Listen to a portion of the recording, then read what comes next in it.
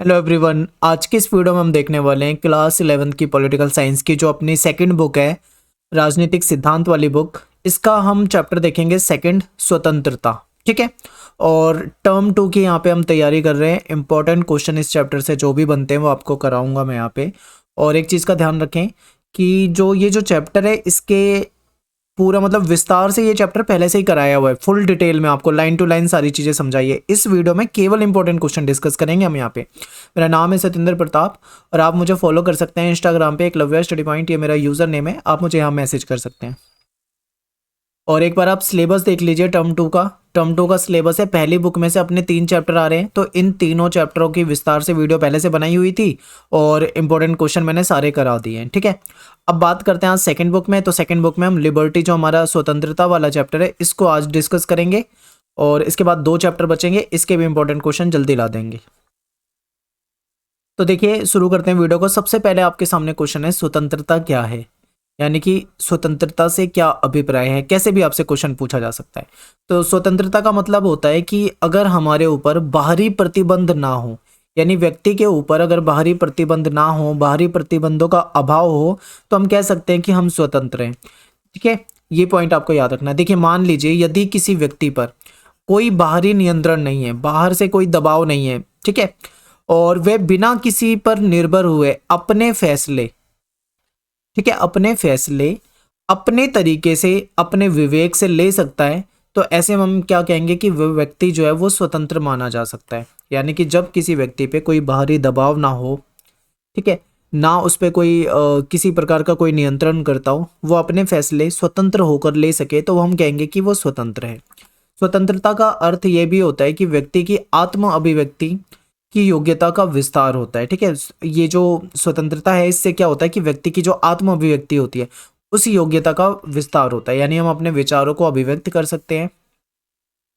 और एक पॉइंट यहाँ पे सबसे इंपॉर्टेंट ये है कि रचनात्मकताओं, यानी देखिए, ऐसा माना जाता है कि जो व्यक्ति है, हर व्यक्ति उसमें कुछ ना कुछ क्रिएटिविटी होती है, कुछ ना कुछ मौलिकता होती है, कुछ ना कुछ नयापन होता है, कुछ यूनिक होता है। हर व्यक्ति एक दूसरे से यूनिक होता है, उसके अंदर क्रिएटिविटी होती है, जिसको हम रचनात्मकता कहते हैं। तो व्यक्ति अपनी रचनात्मकता और अपनी क्षमताओं का विकास कब कर सकते हैं? जब वो स्वतंत्र हों, यानी स्वतंत्रता की स्थिति में ही कोई व्यक्ति अपना पूरे तरीके से विकास कर सकता है। तो ये होता है स्वतंत्रता का अर्थ। तो आई होप आपको समझ में आया होगा। इसके अलावा बहुत सारे परिभाषाएं बनाई हुई है स्वतंत्रता के ऊपर। बहुत सारे जो विचारक हैं उन्होंने अपने अपने विचार दिए हैं। सबने स्वतंत्रता को अलग अलग तरीके से एक्सप्लेन किया है। तो एक अंतिम परिभाषा इस टॉपिक की कोई नहीं होती है, ठीक है, कि हम बोलते कि भाई ये परिभाषा है, इसके अलावा कोई दूसरी परिभाषा नहीं हो सकती। तो स्वतंत्रता ये है, और अलग अलग लैंग्वेज में आपको अलग अलग बुकों में भी मिल जाएगा, तो आप कहीं से भी पढ़ सकते हैं। अगला क्वेश्चन है कि स्वतंत्रता के प्रकार बताइए। ठीक है, टाइप्स ऑफ लिबर्टी हम कह सकते हैं। तो इसको अगर हम मेनली देखें तो प्राकृतिक स्वतंत्रता में बांट सकते हैं, व्यक्तिगत स्वतंत्रता में बांट सकते हैं, राजनीतिक स्वतंत्रता, आर्थिक स्वतंत्रता। तो कुछ इस प्रकार से हम स्वतंत्रता को बांट कर देख सकते हैं। अब हम क्या करेंगे, एक एक टॉपिक को थोड़ा सा डीप एक्सप्लेन करेंगे ताकि आपको अच्छे तरीके से ये टॉपिक समझ में आए। अब देखिए, पेपर में क्या होता है, आपसे क्वेश्चन कभी कभी ऐसे पूछ लेते हैं कि बताइए प्राकृतिक स्वतंत्रता से क्या अभिप्राय है, या व्यक्तिगत स्वतंत्रता से क्या आप समझते हैं, या फिर मान लो राजनीतिक स्वतंत्रता पूछ लें, आर्थिक स्वतंत्रता पूछ लें। यानी ये चार चार अलग अलग क्वेश्चन बनाए जा सकते हैं इससे। तो आपको चारों को अच्छे से समझना है। ठीक है। तो सबसे पहले बात करेंगे हम यहाँ पे प्राकृतिक स्वतंत्रता की। तो चलिए देखते हैं प्राकृतिक स्वतंत्रता क्या है। तो प्राकृतिक स्वतंत्रता के अंतर्गत क्या होता है कि मनुष्य को अपनी इच्छा के अनुसार, जो भी वो चाहता है उसके अनुसार सब कुछ करने के लिए पूर्ण स्वतंत्रता दे दी जाए, तो इसे हम कहते हैं प्राकृतिक स्वतंत्रता। यानी कि मनुष्य का जो भी करने का मन है उसको अगर वो करने की आज़ादी दे दी जाए, तो वो क्या हो जाएगा, हम कहेंगे कि वो प्राकृतिक रूप से स्वतंत्र है। इसके बाद है कि मानव के कार्यों पर किसी भी प्रकार का बंधन ना हो, यानी बाहरी कोई बाधा ना लगाई जाए, ठीक है, उसको पूरी आजादी मिले, तो इसको हम क्या कह सकते हैं, प्राकृतिक स्वतंत्रता। इसके बाद क्या आता है, व्यक्तिगत स्वतंत्रता। ये इंपॉर्टेंट है क्योंकि पेपर में ये ज्यादा पूछा जाता है। तो देखिए, निजी मामलों में विकल्प की स्वतंत्रता, यानी कि भाई हर व्यक्ति की एक पर्सनल लाइफ होती है, उसको अपनी पर्सनल लाइफ में कई सारे विकल्प मिले, वो स्वतंत्र हो, जैसा चाहे वैसे फैसले ले सके, तो इसको हम क्या बोलेंगे, व्यक्तिगत स्वतंत्रता। जीवन की सुरक्षा, विचार, अभिव्यक्ति तथा आस्था की स्वतंत्रता, ये सभी क्या हो जाएंगे, ये व्यक्तिगत स्वतंत्रता के तहत आ जाएंगे, ठीक है। लेकिन यहाँ पे एक चीज़ ध्यान रखना, यहाँ पे कोमा लगेगा, मैं कोमा लगाना भूल गया था। आप इस तरीके से देखते हैं, यानी सुरक्षा, विचार, अभिव्यक्ति तथा आस्था की स्वतंत्रता जो है, ये सभी क्या है, व्यक्ति की स्वतंत्रता होती है। यानी वो अपने जीवन की सुरक्षा कर सकता है, जैसे मर्जी वैसे अपने विचार रख सकता है, अपने विचारों की अभिव्यक्ति कर सकता है। आस्था यानी किसी भी मतलब अपने धर्म को किसी भी तरीके से मान सकता है या फिर अन्य धर्म को अपना सकता है। तो ये सारी चीजें आती हैं। इसके बाद बात करते हैं हम राजनीतिक स्वतंत्रता की, ठीक है। ये बहुत इंपॉर्टेंट है। तो देखिए, राजनीतिक स्वतंत्रता का मतलब क्या होता है कि मनुष्य को राज्य के कार्यों में भाग लेने का अधिकार हो। राज्य का मतलब यहाँ पे सत्ता से है, सरकार से है, ठीक है। जैसे कि मान लो मतदान का अधिकार, यही होता है ना राजनीतिक अधिकार, कि हमें वोट देने का अधिकार हो, हमको चुनाव लड़ने का अधिकार हो, ये भी राजनीतिक स्वतंत्रता में आएगा। शासन की नीतियों तथा कार्यों का समर्थन करना और विरोध करना, ये दोनों अधिकार हो। जैसे लोकतंत्र है, लोकतंत्र में क्या होता है, व्यक्ति को अधिकार होता है कि वो सरकार की जो किए गए कार्य हैं उसकी तारीफ भी कर सकता है। अगर उसको लगता है सही है तो वो तारीफ करेगा, समर्थन करेगा। लेकिन अगर उसको लगता है कि सरकार ने कोई काम सही नहीं करा तो वो उसका विरोध भी कर सकता है। लोकतंत्र में अलाउ है ये सब, ठीक है। तो ये होता है राजनीतिक स्वतंत्रता। अगला है आर्थिक स्वतंत्रता, यानी कोई लाभकारी पद पाने का अधिकार। जैसे मान लो कोई गवर्नमेंट जॉब है तो उसको पाने का अधिकार हो, व्यक्ति को उसको स्वतंत्रता हो, ठीक है। कारोबार करने का अधिकार हो, यानी कोई भी कारोबार करने की उसकी स्वतंत्रता हो, उसको मिलनी चाहिए। अब कोई भी कारोबार से मतलब यहाँ पे कोई इलीगल कारोबार नहीं होना चाहिए, वहां पे प्रतिबंध लगेगा। ध्यान से समझिए। अब कोई ये बोले कि भाई हमें तो स्वतंत्रता है, हम कोई भी काम कर सकते हैं, और वो बम बनाने लग जाए तो ये इलीगल होगा, ठीक है। तो ऐसी चीजों का भी ध्यान रखना। आगे इस पे भी बताऊंगा मैं, सकारात्मक और नकारात्मक स्वतंत्रता वाला जो टॉपिक आएगा वहां मैं आपको डीप एक्सप्लेन करूंगा उसे। आगे देखिए, अभाव से मुक्ति का अधिकार, यानी किसी प्रकार का अभाव ना हो, वस्तुओं का जो कोई चीजें हैं उसका उत्पादन किया जा सके, उसको मैन्युफैक्चरिंग करने का उसको पूरा मतलब स्वतंत्रता होनी चाहिए, और उसको वितरण करने का, बेचने का, ये भी उसको अधिकार या स्वतंत्रता होनी चाहिए, ठीक है। तो ये इंपॉर्टेंट है, बिल्कुल आपको याद रखना है।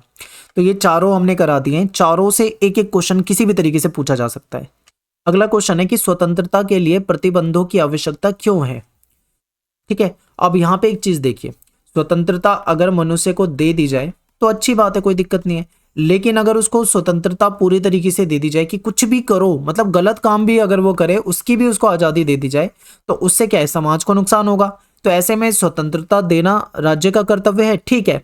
लेकिन उस स्वतंत्रता पे कुछ प्रतिबंध लगाने की भी जरूरत है, ठीक है। प्रतिबंध नहीं होंगे तो व्यक्ति गलत किसी को नुकसान पहुंचा सकता है, ठीक है। तो इसी को समझते हैं, देखते हैं कि स्वतंत्रता के लिए प्रतिबंधों की जरूरत क्यों पड़ती है। तो देखिए, आपको पता है कि संसाधन जो है वो सीमित मात्रा में, उसको सही तरीके से बंटवारे के लिए भी, ठीक है, प्रतिबंध की आवश्यकता पड़ती है। फिर क्या है, दूसरे व्यक्तियों के अधिकारों की पूर्ति के लिए भी प्रतिबंधों की जरूरत है। मान लो समाज में कभी टकराव की स्थिति आ जाती है तो ऐसे में भी कुछ प्रतिबंध होने चाहिए स्वतंत्रता में। इसके बाद है, समाज में अव्यवस्था को रोकने के लिए और लोगों के बीच में विवाद ना हो, इसलिए भी कुछ ना कुछ स्वतंत्रता में प्रतिबंध लगाने की जरूरत पड़ती है। मुक्त समाज में अपने विचारों को बनाए रखने और जीने के अपने तरीके विकसित करने के लिए भी कुछ प्रतिबंध होने चाहिए, ठीक है। तो ये पॉइंट बन जाएंगे। इसके बाद है, सार्वजनिक कल्याण के लक्ष्य प्राप्त करने के लिए भी कुछ अधिकार, कुछ प्रतिबंध। तो ये कुछ पॉइंट बन जाते हैं, ये पॉइंट आप इसको याद कर सकते हो, इसको लिख सकते हो। अगला क्वेश्चन देखिए, प्रतिबंधों के स्रोत। ये जो प्रतिबंध लगाए जाते हैं, जो रिस्ट्रिक्शन लगाई जाती है, तो इसके क्या स्रोत होते हैं। देखिए, ये लगाई जाती है सरकार के द्वारा, यानी कि राज्य के द्वारा। राज्य का मतलब यहाँ पे सरकार से है। और बलपूर्वक भी लगाए जा सकते हैं, कि कुछ प्रतिबंध लगाए जाते हैं, जैसे कि भाई व्यक्ति को ये काम करना है, व्यक्ति ये काम नहीं कर सकता। जैसे मान लो कि कोई बम वगैरह नहीं बना सकता देश में, कुछ इलीगल गतिविधि नहीं कर सकता, तो इसके लिए सरकार क्या करती है, सरकार बलपूर्वक प्रतिबंध लगाती है। सरकार को पता लगता है कि भाई कोई स्मगलिंग कर रहा है या कोई गैर कानूनी काम कर रहा है, तो सरकार क्या करती है, पुलिस के जरिए उस पर प्रतिबंध लगवाती है। इसके बाद है, सामाजिक असमानता के कारण, ठीक है, ये भी एक पॉइंट हो जाएगा, और ये आपका शॉर्ट क्वेश्चन में पूछा जाएगा, छोटे क्वेश्चन में। तो ये 2-3 पॉइंट जो आपके सामने, इसको याद रखना है। इसके बाद है, स्वतंत्रता के आदर्श से क्या अभिप्राय है। अब देखिए, जैसे कि 2 एग्जांपल दे रखे हैं, एक तो नेल्सन मंडेला और एक आंग सान सू की। इन्होंने क्या करा था, इन्होंने काफ़ी संघर्ष किया स्वतंत्रता के लिए। नेल्सन मंडेला तो लगभग 28 वर्ष तक तो इन्होंने जेल में बिताए, क्योंकि ये अफ्रीका से थे और वहाँ पे क्या होता था, नस्ल भेद होता था, रंग भेद होता था, तो उन्होंने उसके खिलाफ आवाज़ उठाई। तो इन्होंने क्या करा, इन्होंने एक पुस्तक लिखी है, जैसे नेल्सन मंडेला की, सॉरी, इनकी जो आत्मकथा है, तो आत्मकथा क्या है, लॉन्ग वॉक टू फ्रीडम, यानी स्वतंत्रता के लिए लंबी यात्रा। और जो आंग सान सू की पुस्तक है, इसका नाम है फ्रीडम फ्रॉम फियर, यानी भय से मुक्ति। तो इनकी इन पुस्तकों से पता लगता है कि स्वतंत्रता का आदर्श क्या हो सकता है। इनके तहत हम ये कह सकते हैं कि गरिमामय जीवन जीने के लिए भयमुक्त होना जरूरी है, यानी हम एक गरिमामय जीवन जीना चाहते हैं, स्वतंत्र होकर जीना चाहते हैं, ठीक है। तो ऐसे में कैसा माहौल होना चाहिए, बिल्कुल भयमुक्त, यानी किसी प्रकार का कोई डर नहीं होना चाहिए। तो ये स्वतंत्रता के आदर्श माने जा सकते हैं, ठीक है। एक आदर्श स्वतंत्रता तभी कही जाएगी, बेहतरीन स्वतंत्रता तभी कही जा सकती है जब लोगों को भय से मुक्ति हो, यानी उनको किसी प्रकार का डर ना हो, ठीक है, और एक इज्जत वाला जीवन वो जी सके, यानी गरिमामय जीवन वो जी सकें।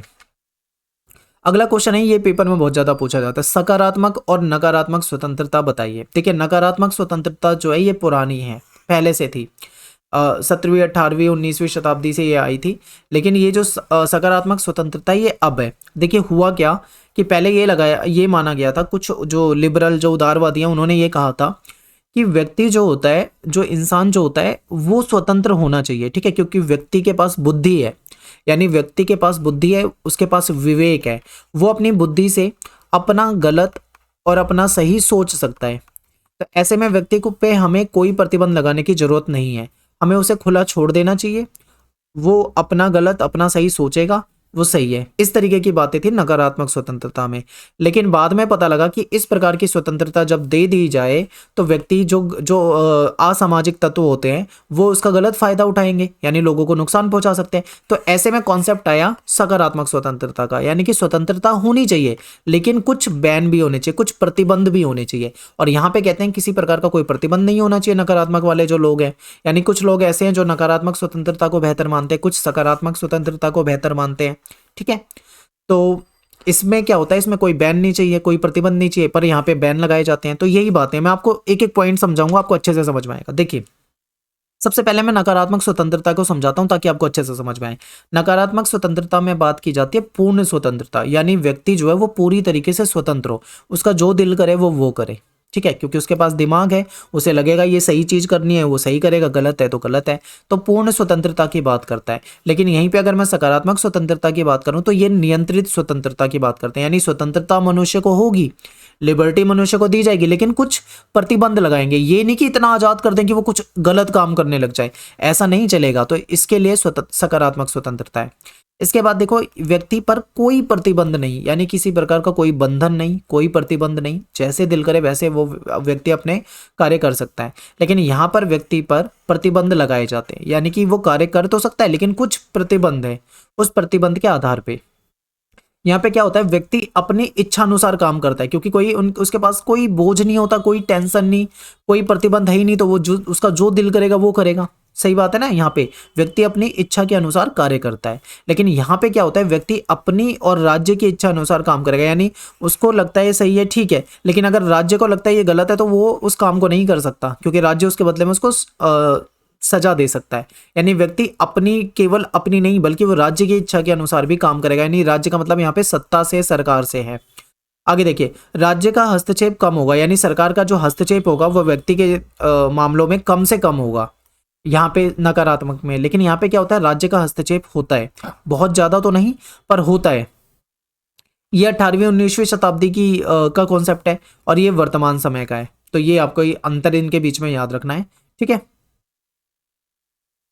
अगला क्वेश्चन देखो, एक है जॉन स्टुअर्ट मिल, इन्होंने हानि सिद्धांत दिया था।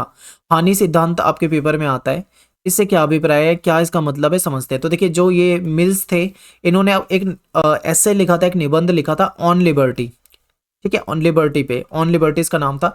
इसमें इन्होंने हानि सिद्धांत की बात की थी। तो ये हानि सिद्धांत जो है वो क्या होता है, इसके बारे में देखते हैं। तो हानि सिद्धांत आपके सामने कुछ इस तरीके से लिखा हुआ है, इसको मैं पढ़ूंगा, आप ध्यान से सुनेंगे, आपको समझ में आए चाहे ना आए कोई दिक्कत नहीं, पर आप इसे सुने, मैं आपको आगे एक्सप्लेन करता हूं। देखो, ये बोलते हैं कि सिद्धांत यह है कि किसी के कार्य करने की स्वतंत्रता में व्यक्तिगत या सामूहिक रूप से हस्तक्षेप करने का इकलौता लक्ष्य आत्मरक्षा है। समझिए, सभ्य समाज में किसी भी सभ्य समाज के किसी सदस्य की इच्छा के खिलाफ शक्ति का औचित्यपूर्ण प्रयोग का एकमात्र उद्देश्य किसी अन्य को हानि से बचाना है। हो सकता है आपको यहाँ से कुछ भी समझ में ना आया हो, तो आप बिल्कुल टेंशन ना ले। अब जो मैं आपको समझा रहा हूँ वो समझना है आपको। ये किताब की लैंग्वेज थी और अब मैं ये सिंपल करके समझाता हूँ। देखिए, हानि के सिद्धांत का मतलब ये है कि किसी व्यक्ति के द्वारा, मान लो कोई एक्स व्यक्ति है, अगर वो कोई ऐसा काम कर रहा है, ठीक है, कोई ऐसा काम कर रहा है ये व्यक्ति जिससे कि किसी समुदाय को या अन्य लोगों को नुकसान पहुंचता है, तो उसको रोका जाना चाहिए राज्य के द्वारा। इसी को हानि सिद्धांत कहते हैं, यानी कि किसी को हानि से बचाना, हानि सिद्धांत। आई होप आपको समझ में आया होगा। एक एग्जांपल देता हूं तब आपको ज्यादा अच्छे से समझ में आएगा। मान लो ये एक व्यक्ति है, इसका नाम है ए। ये क्या करता है, ये शराब पीता है, खूब दारू पीता है, ठीक है, नशे में रहता है। ये पूरे दिन काम करता है, शाम को इसे पैसे मिलते हैं, दारू खरीदता है, पीता है, खाता पीता है और सो जाता है अपने घर पे, शांति से रहता है, किसी को तकलीफ नहीं देता। दो सिचुएशन बताई गई है। अगर ये किसी को तकलीफ नहीं दे रहा तो इस पे राज्य को कुछ नहीं करना चाहिए, ऐसा कहा जाता है। लेकिन मान लो दूसरी सिचुएशन, ये व्यक्ति काम करता है, पैसे कमाता है, दारू पीता है और बाहर जाके लोगों को गाली देता है, पत्थर उठा के लोगों को, नशे में लोगों को पत्थर मारता है। तो ऐसे में क्या करता है, ये समाज को नुकसान पहुंचा रहा है। जब समाज को नुकसान पहुंचा रहा है, यानी कि ये व्यक्ति किसी पूरे समुदाय को नुकसान पहुंचा रहा है, तो ऐसे में इस पे प्रतिबंध लगाने चाहिए, इसको सजा देनी चाहिए, इसको मारना पीटना जो भी राज्य को करना है वहां पे करना चाहिए, ताकि दूसरे लोगों को बचाया जा सके। तो ये हानि सिद्धांत है, समझ गए। अब मैं थोड़ा सा आपको बताता हूँ कि सिंपल लैंग्वेज में आपको समझ में आएगा। अगर किसी की गतिविधियों से, यानी कोई व्यक्ति कोई एक्टिविटी कर रहा है जिससे किसी समूह को नुकसान होता है, यानी किसी व्यक्ति की किसी एक्टिविटी से किसी दूसरे समुदाय को नुकसान होता है या किसी समूह को नुकसान होता है, तो ऐसे में उसे उस नुकसान से बचाया जाना चाहिए, ठीक है। इसको ये हानि सिद्धांत के तहत आता है। स्वतंत्रता से जुड़े मामलों में राज्य किसी व्यक्ति को ऐसे कार्य करने से रोक सकता है जिससे किसी अन्य को नुकसान पहुंचता हो, ठीक है। एक और एग्जाम्पल देता हूं। मान लो एक व्यक्ति है, बी नाम का व्यक्ति है। ये क्या करता है, ये अपने घर पे म्यूजिक सुनता है। ये अच्छा एग्जांपल है, म्यूजिक सुनता है और ये म्यूजिक जो है बहुत धीरे आवाज में है, इसको मजे दे रहा है वो, इसके लिए ठीक है, तो यहाँ तो कोई प्रॉब्लम नहीं है। लेकिन मान लो ये व्यक्ति अपने घर में म्यूजिक इतनी तेज आवाज में बजा दे कि अड़ोसी पड़ोसी जो है उनको भी दिक्कत होने लग जाए, ठीक है। इनके घर के बगल में किसी की मान लो मृत्यु हो गई हो, वहां पे शोक सभा चल रही है और ये खूब तेज आवाज में म्यूजिक बजाए, तो ऐसे में दूसरों को नुकसान होगा। या कोई स्टूडेंट रहते हैं, बच्चे रहते हैं, वो पढ़ाई करते हैं और ये खूब तेज गाने बजाता है, तो उससे क्या होता है, उनको नुकसान होता है। तो ऐसे में क्या करना चाहिए, ऐसे व्यक्ति पे एक्शन लेना चाहिए, ठीक है। ये दूसरों को नुकसान पहुंचा रहा है, इसलिए इस पे एक्शन होना चाहिए। यही हानि सिद्धांत के तहत कहा गया है। तो आई होप आपको हानि सिद्धांत समझ में आ गया होगा कि किसी व्यक्ति के द्वारा किसी समुदाय को, किसी समूह को अगर नुकसान पहुंचाया जा रहा है तो उसके लिए राज्य को आना चाहिए, सरकार को आना चाहिए, वो उस पर एक्शन ले, उस पर कार्यवाही करे। यही हानि सिद्धांत है। अगला क्वेश्चन देखो, नागरिक स्वतंत्रता से क्या अभिप्राय है। देखिए, जो स्वतंत्रता किसी व्यक्ति को किसी राज्य का नागरिक होने के कारण मिलती है उसको हम नागरिक स्वतंत्रता कहते हैं। जैसे आप भारत के नागरिक हो तो आपको कुछ नागरिक स्वतंत्रताएं मिली हुई है भारत के संविधान के तहत, ठीक है। ऐसी स्वतंत्रता किसके द्वारा मिलती है, राज्य के माध्यम से, यानी सरकार के माध्यम से हमको मिलती है, सरकार के द्वारा दी गई है। राज्य के संरक्षण में ही व्यक्ति इस स्वतंत्रता का प्रयोग अपने विकास के लिए कर सकता है। अब मान लो भारत में रहने वाले व्यक्ति को भारत में कुछ अधिकार मिले हैं, लेकिन अगर वो यूएस में घूमने जाता है और वहां पे जाके आप वहां के कुछ रूल अलग होंगे, वहां पे उसके लिए अलग अधिकार होंगे, वहां पे जाके वो कुछ इलीगल या कुछ गलत तरीके से पेश आता है, तो वहां पे फिर उसको क्या, वो अपने अधिकार नहीं बता सकता। क्यों? क्योंकि वो नागरिक जो है वो भारत का है, भारत में उसको अधिकार मिले हैं, बाहर जाके उसको वो सारे अधिकार नहीं है। तो इस चीज का ध्यान रखना है। तो ये चीजें हैं, ठीक है। तो राज्य के संरक्षण में व्यक्ति स्वतंत्रता का प्रयोग कर सकता है और अपने विकास के लिए इसका इस्तेमाल कर सकता है, ठीक है। और बिना किसी की स्वतंत्रता को बाधित किए हुए, यानी किसी दूसरे को नुकसान नहीं पहुंचाना उसे। ये भी यहाँ पे पॉइंट है, इंपॉर्टेंट है, ये याद रखना। अगला क्वेश्चन देखिए, अभिव्यक्ति की स्वतंत्रता का क्या मतलब है। आपकी राय में इस स्वतंत्रता पर कुछ प्रतिबंध यानी समुचित प्रतिबंध क्या होंगे, इसको एक्सप्लेन करना है। देखिए, अभिव्यक्ति की स्वतंत्रता का मतलब है कि कोई व्यक्ति अपने विचारों को प्रकट करना चाहता है, उसको वो आज़ादी दी जाए, अपने विचारों को अभिव्यक्त करने की अगर आज़ादी दी जाए तो उसको अभिव्यक्ति की आज़ादी कहते हैं। व्यक्ति अपने विचारों को बोलकर या लिखकर या फिर किसी अन्य माध्यम से भी प्रकट कर सकता है। ये अभिव्यक्ति की आज़ादी है। हमारा संविधान जो है वो क्या करता है, नागरिकों को अधिकार देता है कि वो भाषण दे सकते हैं और अपने विचारों की भी अभिव्यक्ति कर सकते हैं। लेकिन अब यहाँ पे ये जो लेकिन शब्द आया इसमें देखिए, अभिव्यक्ति की आज़ादी भारत में सबको है, लेकिन कुछ प्रतिबंध भी हैं उस पे। प्रतिबंध क्या है कि कोई भी व्यक्ति, ठीक है, कोई भी स्वतंत्रता के बंधनों के अभाव से अलग नहीं रह सकता। कुछ ना कुछ बंधन लगाए जाते हैं, हर स्वतंत्रता में कुछ रिस्ट्रिक्शन लगाई जाती है। जैसे कि देखो, प्रतिबंधों के कारण ही लोगों की स्वतंत्रता कायम रह सकती है। कोई व्यक्ति अपने विचारों को व्यक्त तो कर सकता है, उसको आज़ादी है, लेकिन वह किसी व्यक्ति का अपमान नहीं कर सकता कि किसी दूसरे व्यक्ति के बारे में गलत बोले। ये चीज़ें गलत हो जाती है, संविधान इसकी आज़ादी नहीं देता, ठीक है। या किसी अन्य व्यक्ति को अपशब्द नहीं कह सकता, गाली गलौज नहीं कर सकता। व्यक्ति अपनी इच्छा के अनुसार स्वतंत्रता पूर्वक काम तो कर सकता है, लेकिन वो अपनी मनमानी नहीं कर सकता कि अपने अकॉर्डिंग ही सब कुछ करे। राज्य को शक्ति दी गई है कि अगर कोई देश की अखंडता, सुरक्षा, शांति आदि को ध्यान में रखते हुए, ठीक है, राज्य जो है इन चीजों को ध्यान में रखते हुए किसी व्यक्ति के जो अभिव्यक्ति की आजादी है उस पर प्रतिबंध लगा सकता है। एग्जाम्पल देता हूं मैं, मान लो कोई नेता है, वो एक रैली करता है, ठीक है, और वो वहां पे भाषण देता है। भाषण देना हमारे संविधान के तहत बिल्कुल अधिकार है। वो अपने विचारों की अभिव्यक्ति कर सकता है, बिल्कुल अधिकार है। लेकिन अगर वो किसी दूसरे नेता या दूसरी पार्टी या किसी दूसरे समुदाय के बारे में कुछ ऐसी बातें कहते जिससे हिंसा भड़क सकती हो, हिंसा भड़क जाए, तो ऐसी चीज़ों की आज़ादी नहीं है। ऐसे में क्या करता है, राज्य जो है उसमें प्रतिबंध लगाता है, ठीक है। तो ये प्रतिबंध जो होते हैं ये जनता की भलाई के लिए होते हैं। तो ये भी आपको चीज़ें याद रखनी है। अब है आपके सामने कुछ छोटे क्वेश्चन जो आपके सपोर्टिंग मटेरियल वगैरह से जो मुझे इंपॉर्टेंट लगे मैंने ले लिए हैं। इसको भी आप ध्यान से देखो। एक व्यक्ति के लिए स्वतंत्रता क्यों जरूरी है, आप सभी समझ गए होंगे अभी तक कि भाई हमें अपने विकास के लिए, हमें अपने विचारों को अभिव्यक्त करने के लिए, हमें अपनी प्रतिभा का विकास करने के लिए स्वतंत्रता की जरूरत पड़ती है। तो ये एक पॉइंट कोई भी बता सकते हो। अगला क्वेश्चन आपके सामने है कि जो मिल्स थे, इन्होंने व्यक्ति के कार्य को कितने हिस्सों में बांटा। इन्होंने दो हिस्सों में बांटा, एक है स्वयं संबंध और एक है परम संबंध। स्वयं संबंध का मतलब है जब व्यक्ति जिससे खुद के लिए इंडिविजुअल अपने आप को नुकसान पहुंचाए या उसके काम उसी को फायदा नुकसान पहुंचाए। परम संबंध का मतलब है समाज को नुकसान पहुंचाए। मैं आपको एक फिर से एग्जांपल देता हूं। आपको वो व्यक्ति याद होगा बी नाम का, जो म्यूजिक सुन रहा था। अब म्यूजिक सुन रहा था धीमी आवाज में, तो वो म्यूजिक उसको काम दे रहा था, उसको मजे दे रहा था, उसके लिए ठीक था। लेकिन अगर जब उसने उस म्यूजिक को दुनिया को सुनाना शुरू कर दिया, बहुत तेज आवाज में बजाना शुरू कर दिया, तो दूसरों को नुकसान होने लगा। तो ये स्वयं संबंध है और ये परम संबंध है, ठीक है। आपको ये एग्जाम्पल से समझा रहा हूं इस तरीके से। नेल्सन मंडेला जो है, इनकी आत्मकथा का शीर्षक क्या है, तो इनकी आत्मकथा जो है उसका नाम है लॉन्ग वॉक टू फ्रीडम। अगला प्रश्न है कि आंग सांग सू जो थी वो किस देश की स्वतंत्रता के लिए संघर्ष है इनका, म्यांमार की थी, ठीक है। उदारवादियों के अनुसार स्वतंत्रता का अर्थ लिखिए। तो उदारवादी जो है उनकी स्वतंत्रता में जो मुख्य जो बिंदु है वो मनुष्य है, मनुष्य को माना है। और इन्होंने ये कहा है कि मनुष्य को हर तरह की स्वतंत्रता होनी चाहिए, आर्थिक, सामाजिक, राजनीतिक, हर तरह की स्वतंत्रता हो, ठीक है। अगला है कि भारतीय राजनीतिक विचारों में स्वतंत्रता की समानार्थी अवधारणा क्या है। तो भारत में स्वतंत्रता को स्वराज कहा जाता है, ठीक है, स्वराज की अवधारणा। अगला क्वेश्चन देखिए। ओ यहाँ पे खत्म हो जाते हैं, चलिए शॉर्ट क्वेश्चन आपके खत्म हो गए। Long question plus short question आपको यहाँ पे कराए हैं, तो उम्मीद करता हूँ आपको समझ में आया होगा। और ये हमारा टेलीग्राम ग्रुप है क्लास 11 ESP, तो आप इस ग्रुप में जरूर जाओ, टेलीग्राम पे सर्च करो, जुड़ जाओ। वहाँ पे आपको इंपॉर्टेंट जो वीडियो के लिंक होंगे और नोट्स होंगे आपको वहाँ पे प्रोवाइड करा दिए जाएंगे। तो मिलते हैं फिर आपसे नेक्स्ट वीडियो में। थैंक्स फॉर वॉचिंग सभी को। जय हिंद, जय भारत।